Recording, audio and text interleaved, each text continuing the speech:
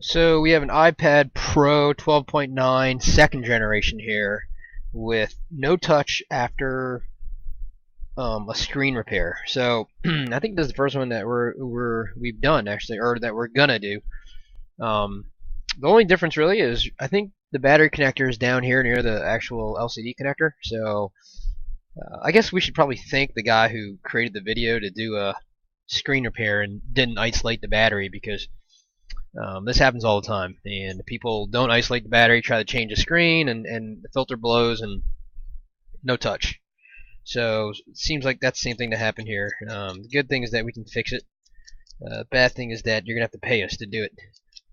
Uh, so let's go under a microscope and take a look to see what it looks like.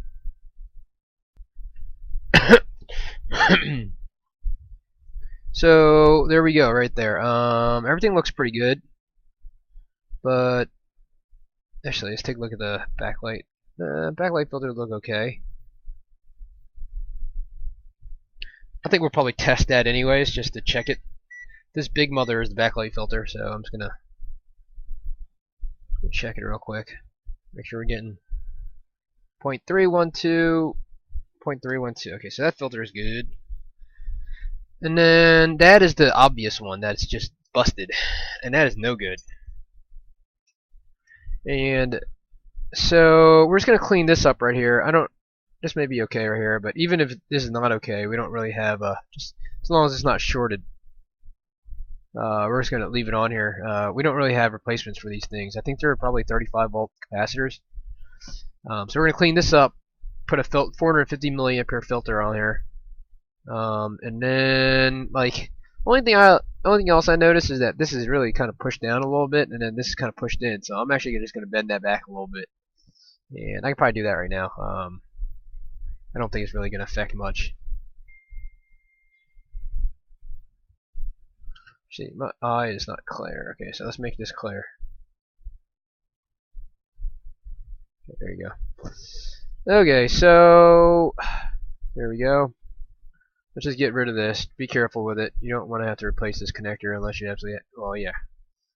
This is just a filter repair, but we're gonna kind of repair this a little bit too. Then we'll do this guy a little bit of a favor and push this pin out.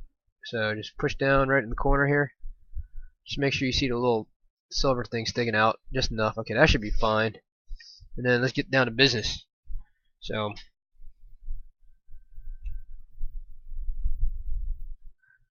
just a little dabble. Just a little dabble.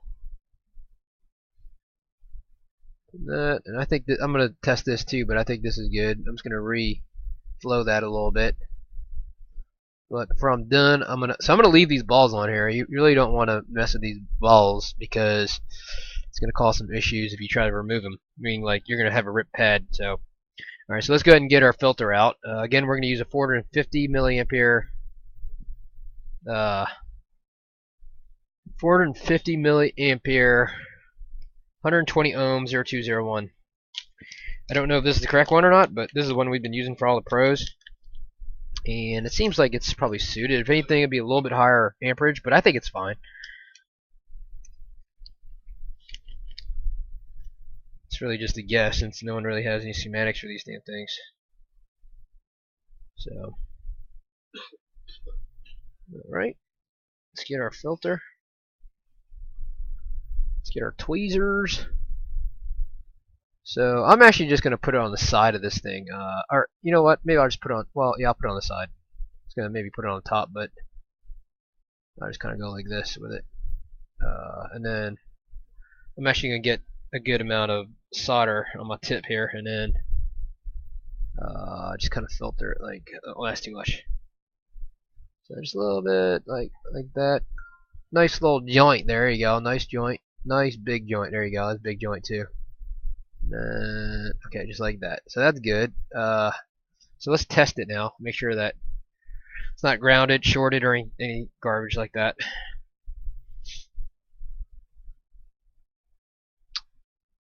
So let's see. So I'm just going to diode mode both sides of this. Make sure it's not. One thing I'm looking for when I diode mode is that it's not doesn't say 0. So this says 0.158, and then I want to make sure that the other side is exactly the same since this is a filter 0.158. So I know the 0.158 is good for the touch line for this touch line. There's also another touch line which is 0.3 something. So that looks good, and then I'm going to check for continuity across this, and this looks good too. So that's good. Okay, so everything is good here. And then I'm pretty sure this is not shorted, otherwise that would the filter would have been short. Okay, so that's 0.15. Okay, so everything is good here. We're just gonna clean it up and so a little IPA with a Q-tip, get rid of that flux. If you want, you can put some green stuff, but not necessary. Not necessary at all. Yeah, should be fine. So that's what we're gonna do. I think that's it. And then we're gonna plug his screen back on here, test it, and hopefully, hopefully everything will be golden. And then we're not gonna close it up for him, but he can close it up for himself. So, but we tell people to send their devices in like pretty much ready for assembly, because what's been happening is that we'll fix these things and then we'll return it to the customer, and the customer will try to reattach the screen without doing something, and the whole thing will blow again, and it's like rinse and repeat all day. And so we tell them to send the screens almost like ready to be assembled with the with everything intact, pretty much. So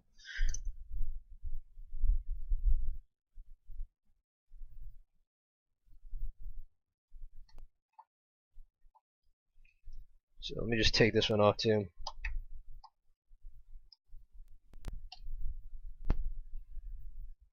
So I don't know about everybody else, but business has been a little slow. I don't know if it's the new iPhones coming out, or you know, some marketing related thing.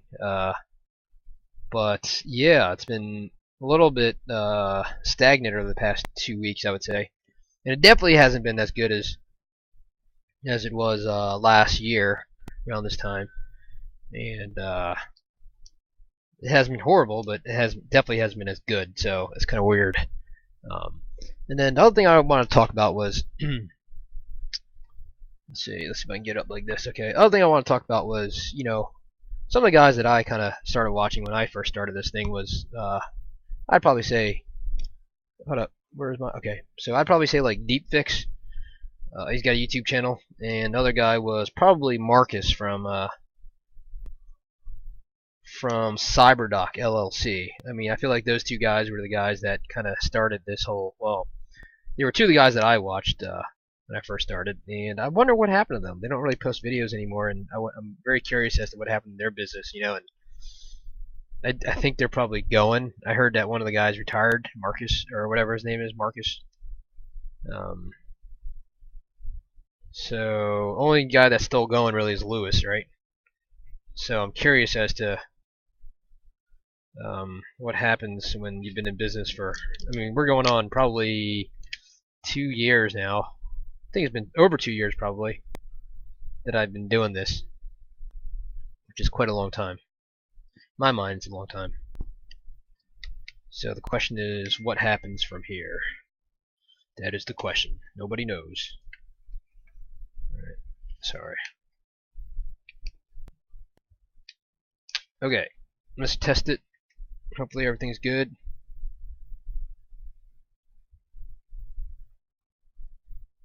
Okay, woo! Apple logo. Apple logo is good. We'll test the touch, and then we shall call it a day. Maybe. Hopefully. Fingers crossed. Did you ever watch CyberDoc LLC? Did you ever watch that guy? Marcus? No? You never watched him?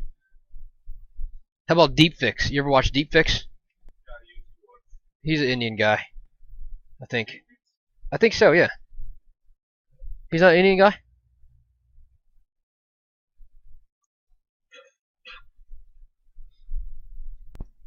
Okay.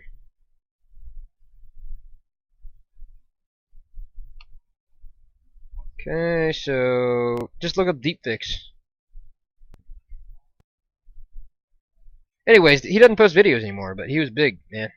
Anyways, Touch works now, but Touch ID does not work, so this guy's gonna have some other problems. Maybe let's see. You know what? Let me check to make sure that I'm not sure if he said Touch works or not. Touch ID works or doesn't work. So if it doesn't work, let's see. Did he say it works? He said not sure. Okay, so I don't think I'm gonna worry about that. Let's see if so. Sometimes if you do a double tap and it like, oops.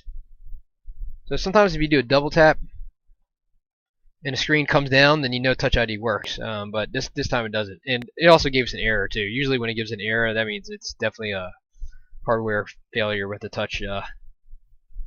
But the home button works, so it's just Touch ID doesn't work. So anyway, Touch is back in business. So I think I'll let him worry about it, and I'll just make sure that he let him know that to isolate the battery before he does this again. Otherwise, it's going to happen again. So unfortunately, it's good that you know, he sent the screen ready to be reassembled. You know, meaning the tape. All he needs to do is pull the tape off. But it's bad because he's gonna have to probably take the screen off again and reconnect it and all that stuff because Touch ID doesn't work. So if he wants to fix that, then he's gonna need to work on that. So hopefully it doesn't blow again. Definitely gonna, you know, just reiterate to him to make sure he isolates the battery before he does anything with the screen connector. So if you want to avoid sending your device to us when you're doing a screen repair, just make sure you isolate the battery. Okay. So what were we talking about? We were talking about DeepFix and Marcus, and you know, how they don't post videos anymore. And I feel like I kind of slowed down a little bit too. I was posting a lot before and slowed down, and eventually I'll probably just stop. Right? Is that how things work? I don't know how things work in the YouTube world, but again, it's been probably about 2 years since I've been doing this. Definitely turning more into a job than it is fun, meaning growing the business. Now it's kind of like you go in, you know what to do, and it's a little more work now. It's still fun trying to build things, but definitely different. So I imagine it's probably different for them, those two guys, and somehow they just stopped making videos, I guess. I don't know. So maybe this channel will stop at some point as well. Who knows? Anyways, I'm just kind of rambling now, but I don't know. Hopefully you guys, I don't know, have some ideas or something like that about business, about repairs, where the microsoldering world is going. I think we're kind of in a different phase now. I think we're definitely in a different phase now. I mean, because there's a lot of solid solutions for a lot of things out there, and with the help of the community, we have a lot of solid solutions now. But the newer solutions aren't coming as fast, maybe. And then you get the iPhone X and all these new devices, which we're not even sure is repairable or not. So a year down the road, when no one's repairing 6 pluses anymore, even 6S pluses, and eventually the 8 is going to be phased out. So we're probably looking at maybe 2-3 years down the road there. What happens when all the devices are X's, right? So that's a question that you should probably ask yourself.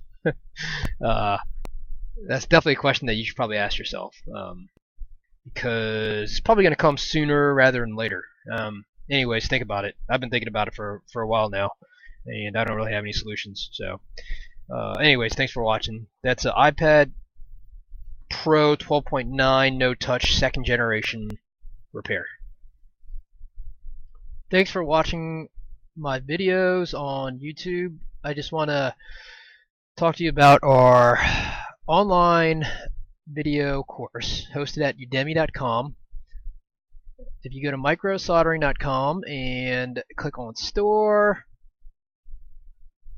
while it loads, click on Microsoldering, the full curriculum. As you can see, we have discounted the price to $99.99, and if you click on this, you'll see that it contains 3.5 hours of online video instructions on how to get started in microsoldering, and we're also offering a certificate now. So after you complete the course, just email us at support@microsoldering.com, and we will send you a signed certificate with your name on it that you can display in your store if you want. Again, 3.5 hours of video instruction. We also have a forum now, which you can post your questions, and we will answer it as quickly as possible. It's a free forum, no charge for it. The course is $99.99. Just click on this link, and that'll give you the discount, because if you go through udemy.com directly, it's going to be $149.99. So thanks for watching. If you want to learn how to do this stuff, then go buy this online course. Thanks, bye.